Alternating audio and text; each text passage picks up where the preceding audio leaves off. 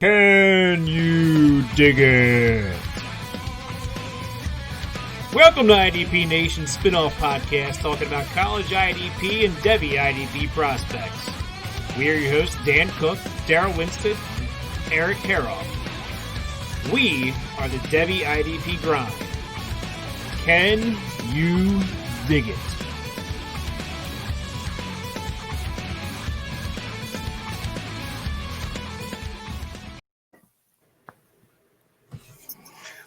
Welcome to the Dig Podcast, Debbie IDP Grind. I am joined by Eric. Dan's with us also, but he's still taking the role of backstage producer for this week. So, how's it going, Eric? It's going not too bad. Not too bad. Yourself, Darrell? Pretty good. Could be better, but hey, I'll take it. It always could be better, but it always could be worse too. This is very true.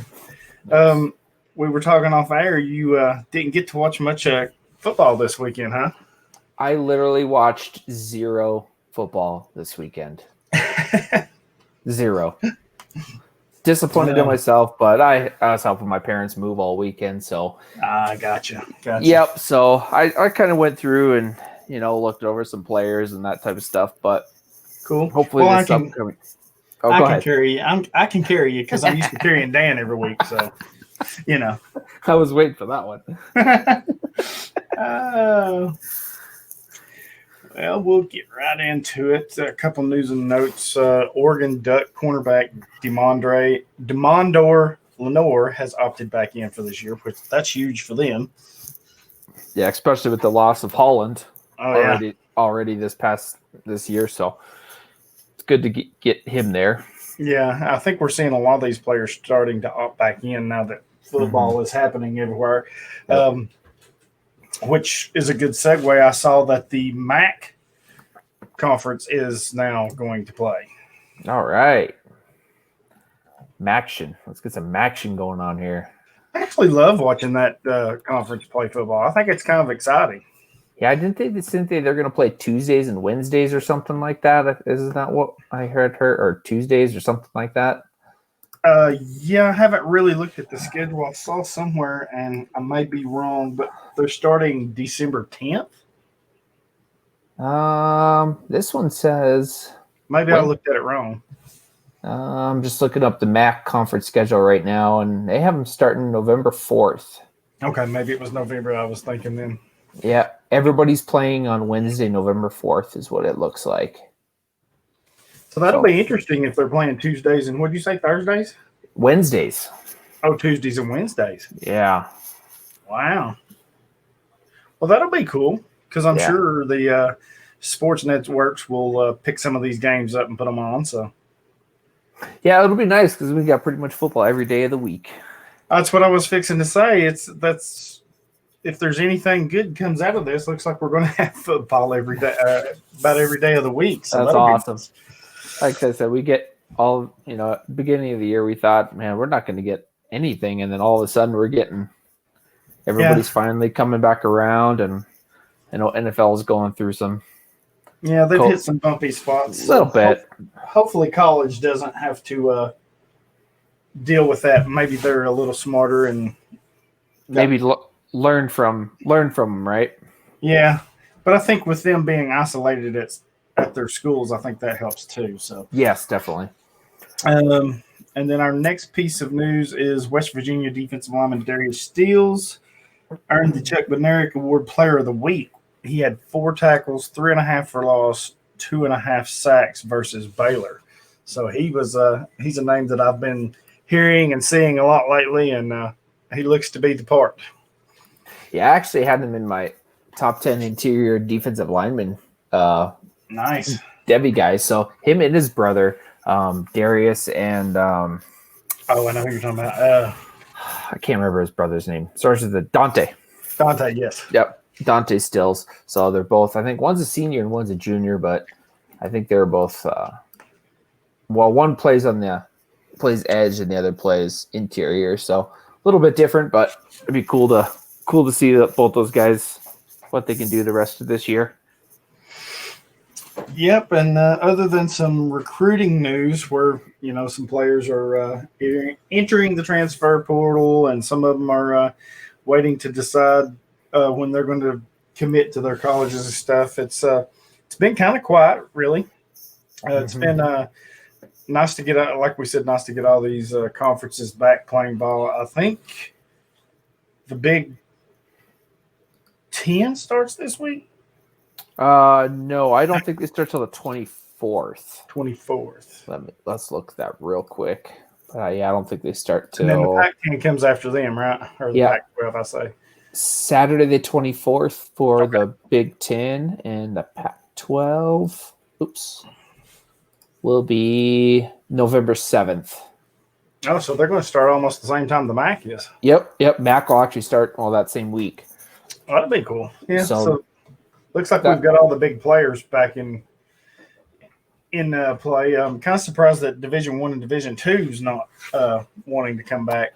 Yeah, I know, like this past weekend, NDSU played their one game of the fall season, then they're jumping to February is their next game. Yeah. Looks like the Mountain West is starting on the 24th as well. Oh, okay. So slowly getting everybody back into the groove, and I'm okay with that. With the it's one thing to jump the gun from the start of the season and say we're not playing, but to I think that's where the SEC and ACC kind of excelled. You're not, well, we're going to play, but we're just going to be patient, wait this thing out a little bit, take our time.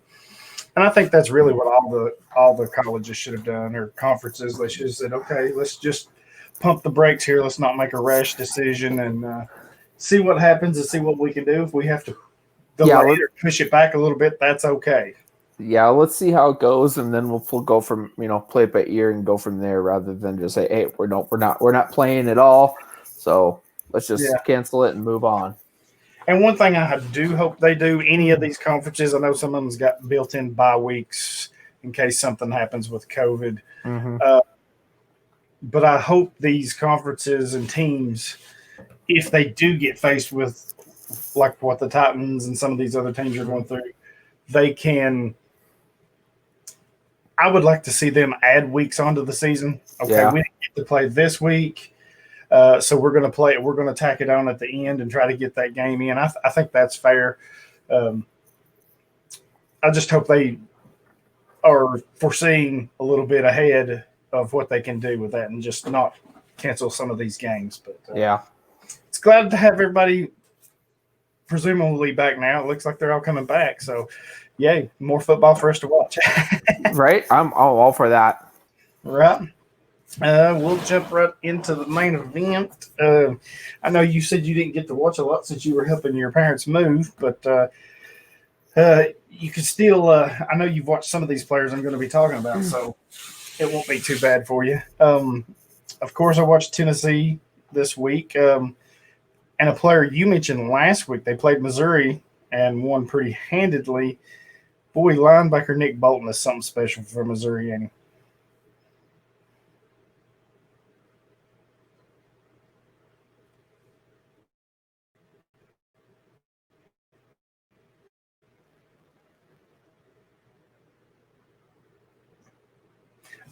Oh, sorry, Eric had to step away for a second. So I was watching Tennessee and Missouri. Eric mentioned last week.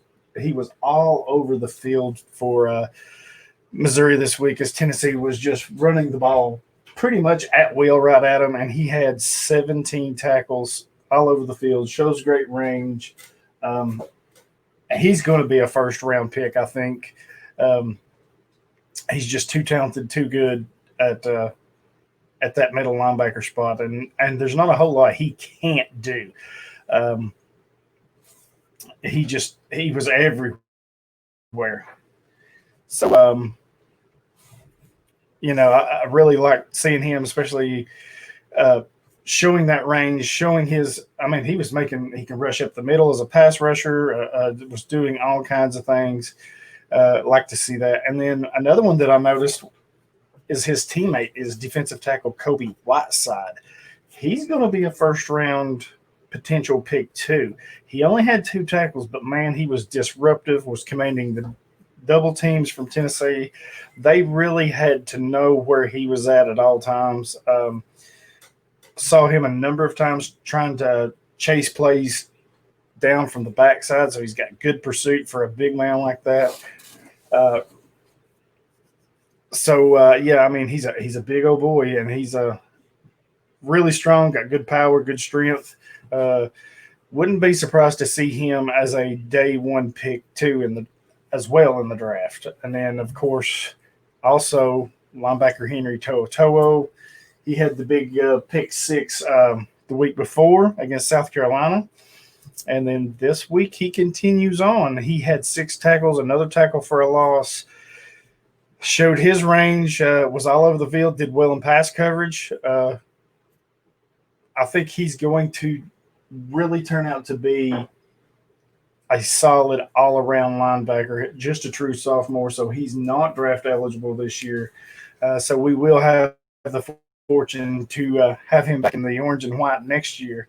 But, if he continues to progress, I can see him leaving early after next season. So, yeah, he's something special that we have there in Tennessee. There's Eric. He's back. Got back. Sorry about that. Oh, that's fine.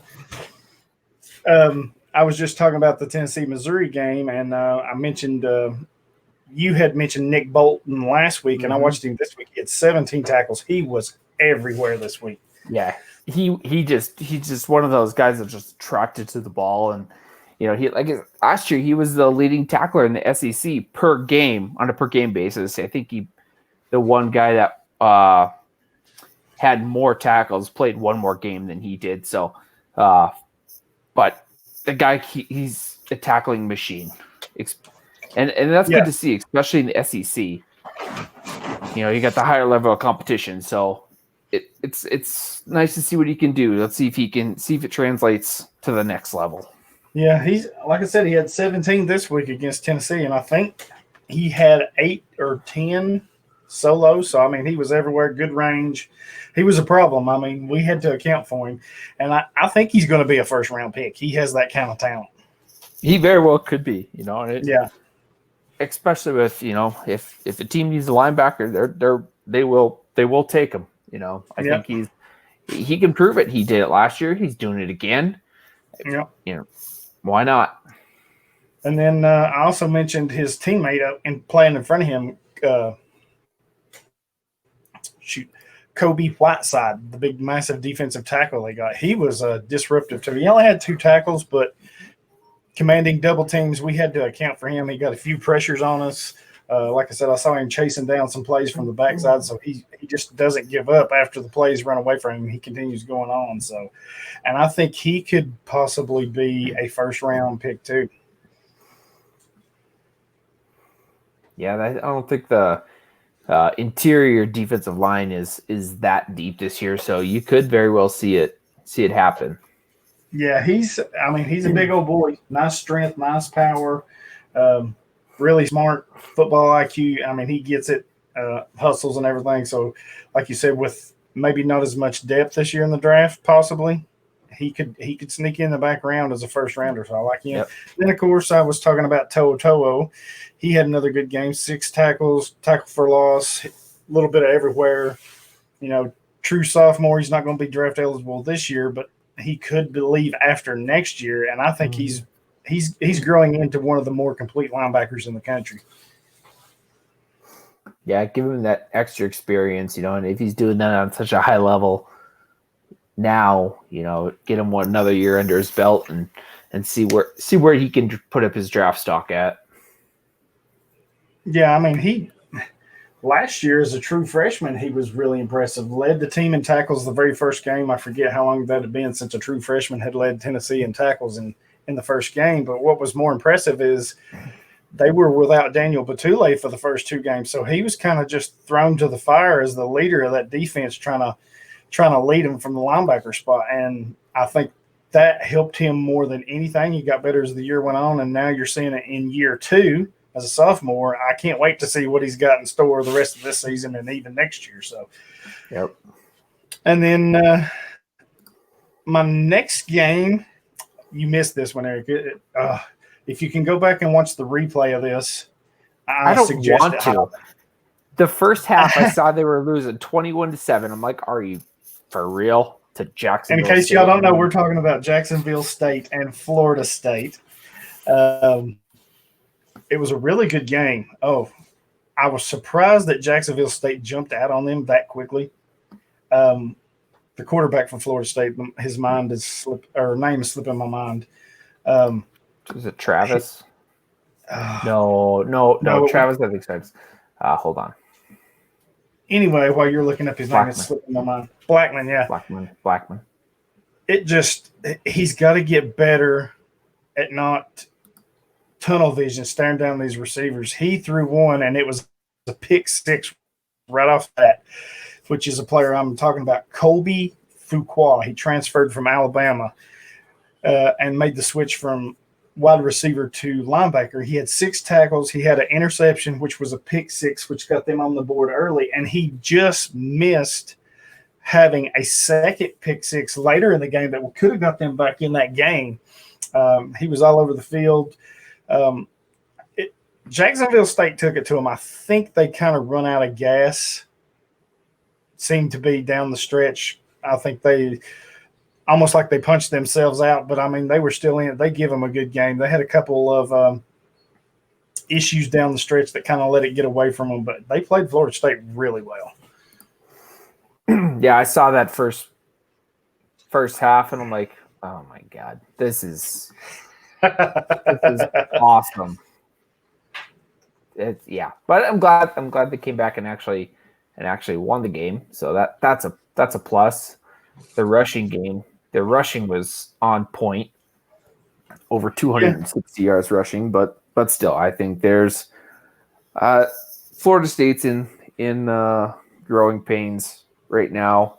So hopefully they can turn it around and get back to Florida State football and go from there. But they looked a lot better in the second half. He was still. The QB was still kind of staring them down. Like I said, Fuqua almost had the second pick six in the game, and they just missed a couple other ones, but looked a lot better in the second half. And speaking of Florida State, our boy, Asante Samuel Jr., another interception, probably one of the easiest interceptions he's ever going to get in his career. It was a bad throw, kind of overthrown, and he just kind of slid over there and center field it. But he is now leading the country with 3 interceptions early in the year. Looked as good as we said he did last week, and I still stand by it. I think he's going to be much better than his dad was, and that's saying a whole lot. That's saying, quite a bit. But, he looked good. So had 9 tackles, too. Yeah, he did. He was all over the field.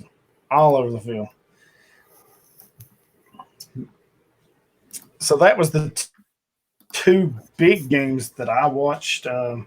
I had to step away in the afternoon for a little bit, so I recorded some games that I'm going to have to look at this week and get my my scouting notes written down there and put in. I'm trying to look for us some more news and notes. Big showdown this week. Tennessee and Georgia will be playing.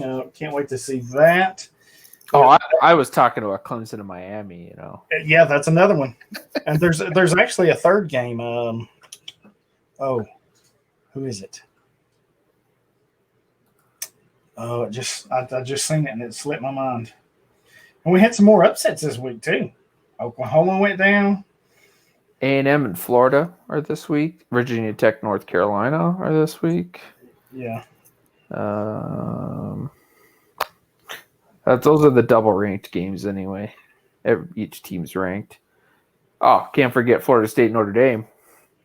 But I'll be interested in that, actually. There's a lot of prospects I want to watch. Of course, we talked about definitely. Asante Samuel and Marvin Wilson and those guys. I want to watch Kyle Hamilton. Well, no, is he playing?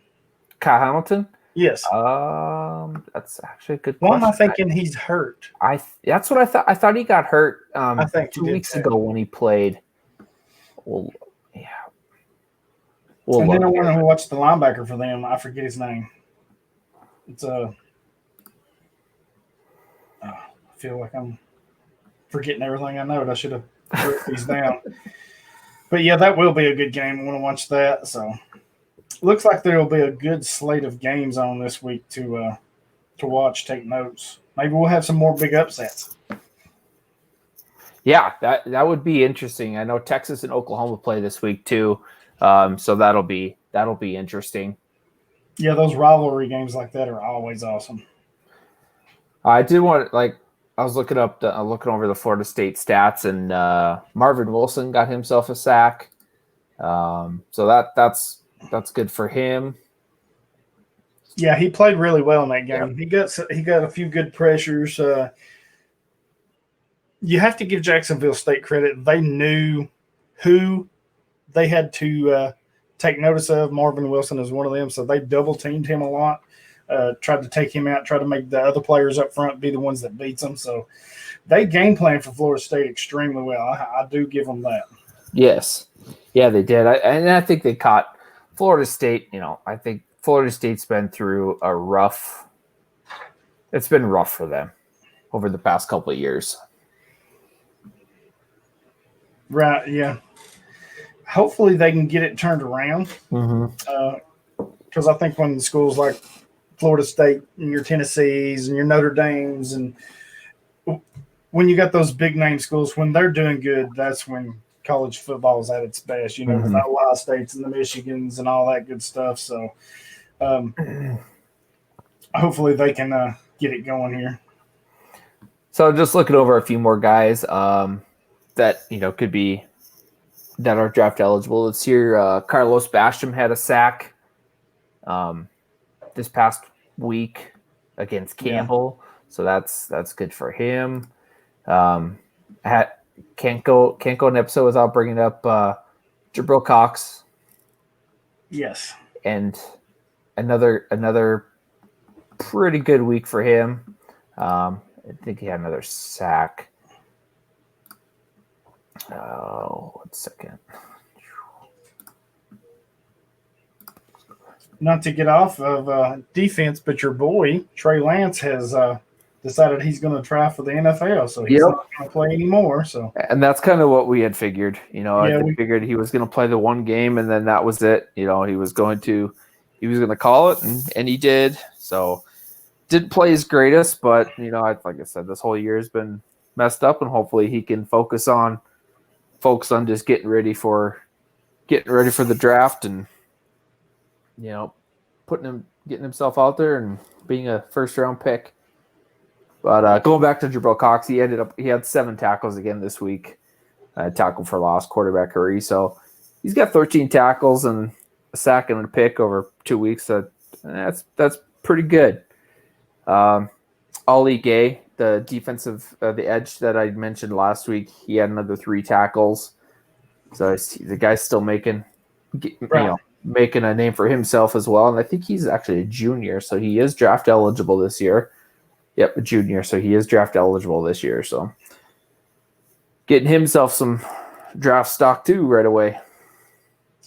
Yeah. There's a lot of players that their names are beginning to climb, and some of them are starting to push back down the boards. But I was and then you have the names like the guy we talked about earlier, the Colby Fuqua. I mean, if he continues to play like that all season, that's a name that's just he's going to get his name put on the radar. So, you have to watch for those type of players too. Of course, when you have your big names like Asante Samuel and Toa Toa and those big guys,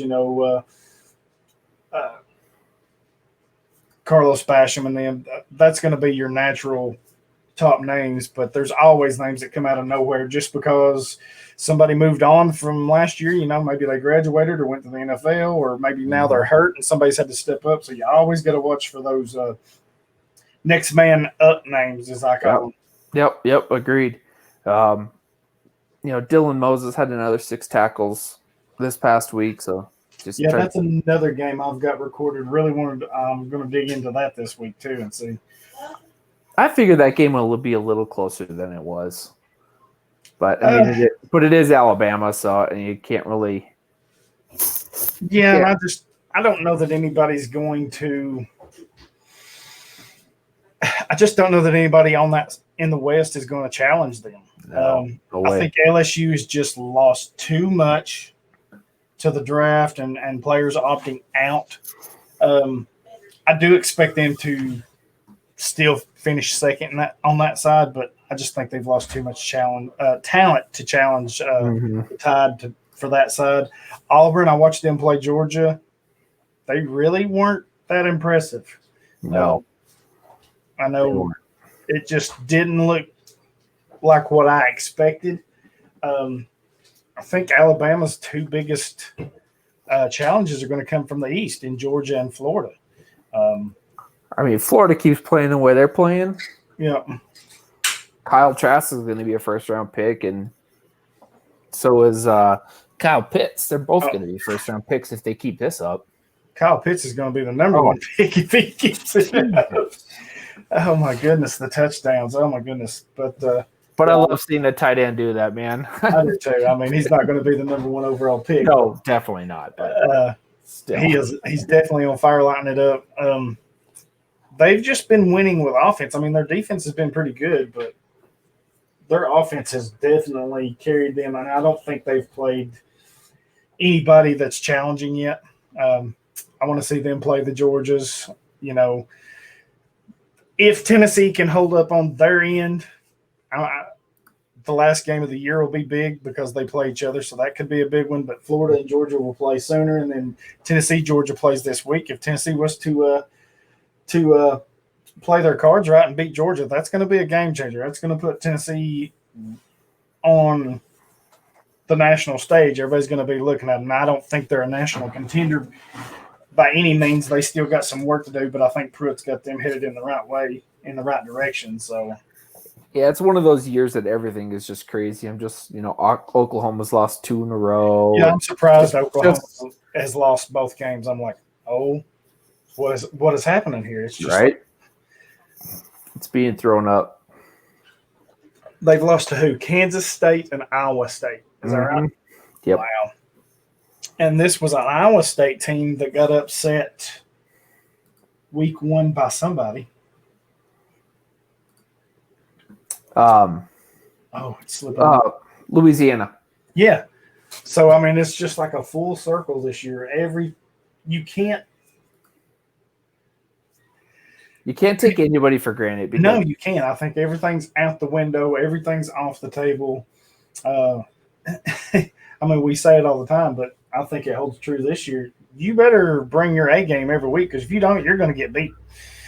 You are. I mean, did anybody realize that Oklahoma would be 0-2 to start the season and out of the top 25? I sure as heck didn't. That's for sure. I think even if they run the table from here on out, it's going to be hard for them to get back in the. Oh yeah, definitely. I mean, they would have to literally, I believe, win the conference championship and all, even to have a shot at being discussed. And I just don't think that's going to happen. Not the way they've played this year. Yep, I agree, man.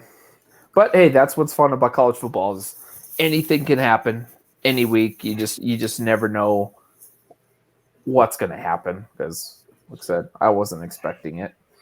Yeah, I wasn't either. I kept seeing the score, and I was like, there's just no way they're going to lose a second game in a row like that. And sure enough, I was like, wow, this is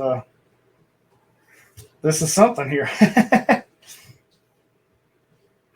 I'm really interested to see what Arkansas and Auburn this week. Arkansas, obviously got their win last week, but over Mississippi State, the one that everybody thought that would just blow everybody out the doors with Mike Leach and his offense. But if they can beat Auburn, that would be really interesting. Yeah, I just maybe Auburn had a bad game, but they just did not look. No, they didn't look good at all. like what I expected against Georgia. And if that's the team they're going to run out there each week, they're going to lose a few games, and which is okay because Tennessee plays them. So, but yeah, they're going to slide down. Once all these other conferences get back in to going, I think you're going to see them slide out of the top 25 if they don't start winning some games. So, I agree. Or at least playing better. Yep. So I think those are. If I get a chance, I should be able to at least hopefully watch some games this weekend. I think that would be one of those that I want to definitely keep an eye on. And obviously Miami and Clemson, I think that's going to be probably my top game I want to watch because I want to see how that Miami defense does. Yeah, and I want to watch Clemson's front line. I've actually got – that's another game I've got taped was Clemson and Virginia from last week. Okay. So I want to see that. And but, yeah, I definitely want to see Miami and Clemson this week. That's a big game right there. Should be interesting. Like I said, I know that Clemson offense is good, but I want to see how good this Miami defense is. Yeah, I wished Gregory Rousseau was there. I know. I really do. Maybe he'll opt in for this one game, and then. Yeah, I wish these kids would opt back in. I really do. I think it would help them because Rousseau, I think he's a potential first rounder maybe, but he's still raw. He's got a lot to that he can fine tune, which is amazing considering how good he was last year. You just don't correlate that to somebody that was so dominant like he was last year. And I think him, opting out and just focusing on the draft, I think he is losing something by not getting that game experience that these other guys, especially some of the guys that opted back in, they're like, well, I want to make, I want to get more game tape and all that stuff too. See, I can see it for a guy like Micah Parsons. Mm-hmm. I mean, unless he just wants to come back and try to help his team win a national championship, he's already pretty much done everything he could do to help his pro career. I mean, he started as a freshman, dominated last year, one of the best players, probably one of the top 10 players in the country. It's kind of I can understand him opting out and getting ready for the draft. Mm-hmm.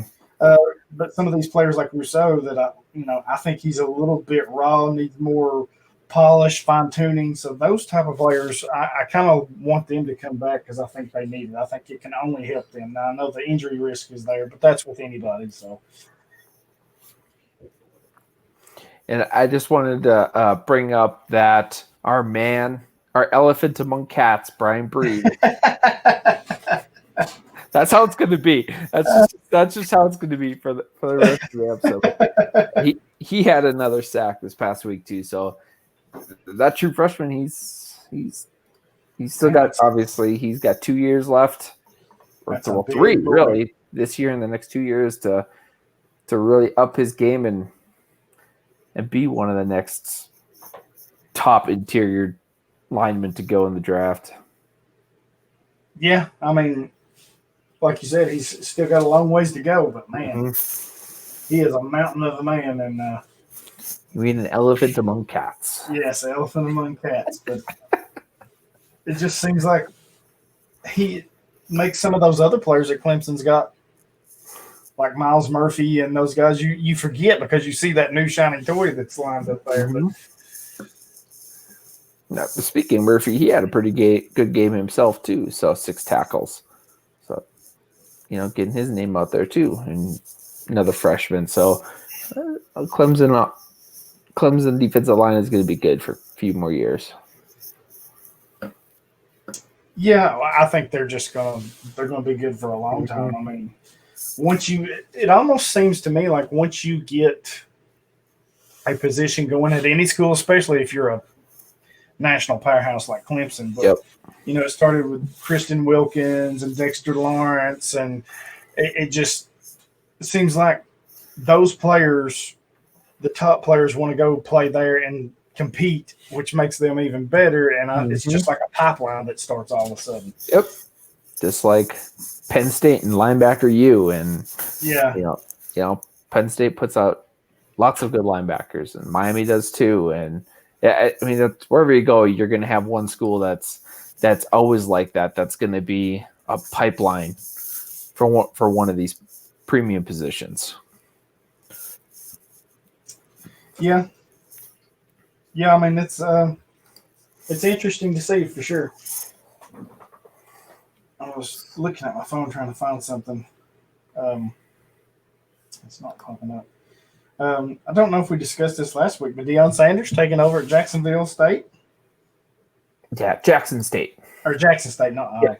Yeah, I think we talked about that when we were going to record a couple weeks ago, but that'll be interesting to see if he can pull some names because of his name and fame. Yep. It'd be interesting to see if he can pull some names his way. Yeah, it'll be interesting. I want to see, it's your name recognition is definitely going to get you somewhere. Yeah. But how far? Right.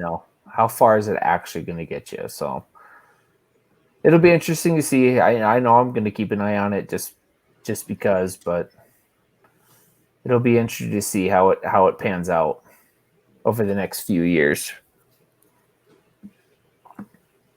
Yeah, definitely will be. I'm sure he's going to bring them a lot of money in just because he's there, because everybody's going to want to come and see.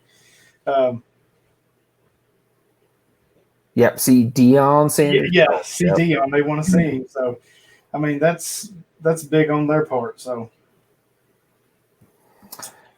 as far as that, you got anything else? I think we've kind of covered everything. I kind of got behind this week on watching my games. I taped some, so hopefully next week, now that we've got this thing rolling week to week, we can yes, we can get it together. I'm not moving anything this next weekend. So. You're not moving next weekend. No, I don't want to move anymore. Even yourself, you're not going to move yourself, are you? You're just going to sit there. I did. I moved my office / guest bedroom around yesterday, but that was easy compared to moving the whole house in 3 days. Oh gosh, I hate moving. I moved my whole life when I was young. I hate it.